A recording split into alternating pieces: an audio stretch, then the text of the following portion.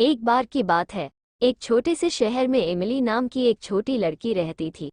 Emily हमेशा चुड़ैलों और राक्षसों की कहानियों से रोमांचित रहती थी जो उसके दादा उसे सुनाया करते थे। लेकिन उसने कभी नहीं सोचा था कि एक दिन उसे खुद कुछ ऐसा भयानक अनुभव होगा। यह एक अंधेरी और तूफानी रात थी और एमिली घर में अकेली थी। उसके माता पिता एक डिनर पार्टी के लिए बाहर गए थे और देर तक वापस नहीं आए।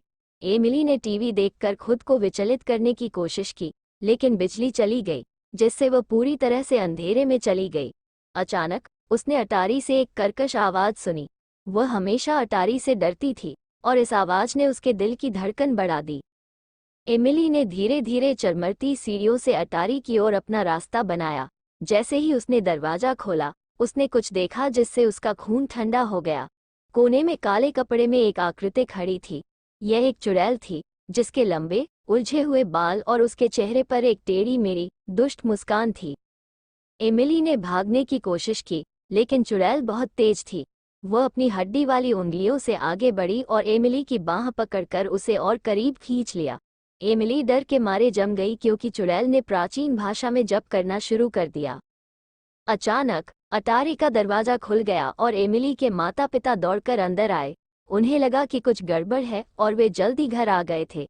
चुड़ैल ने उनका सामना किया। उसकी आंखें गुस्से से चमक उठीं। लेकिन एमिली के माता पिता साधारण लोग नहीं थे। वे जादू टोने के विशेषज्ञ थे और वे जानते थे कि इस तरह की स्थिति से कैसे निपटा जाए। उन्होंने अपनी छड़ी निकाली और चुड़ैल पर जादू करना शुरू कर दिया, जो उनकी आंखों के सामने सिकुड़ने और मुरझाने लगी। अंत में चुड़ैल हार गई और एमिली के माता पिता अपनी भयभीत बेटी को आराम देने के लिए दौड़ पड़े। उन्होंने समझाया कि चुड़ैलें और राक्षस असली थे, लेकिन उनमें उन्हें हराने की शक्ति थी।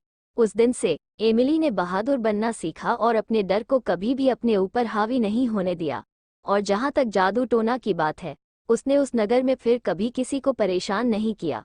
लेकिन कुछ का कहना है कि अंधेरी और तूफानी रातों में आप अभी भी अटारी के माध्यम से उसकी दुष्ट खड़खड़ाहट सुन सकते हैं।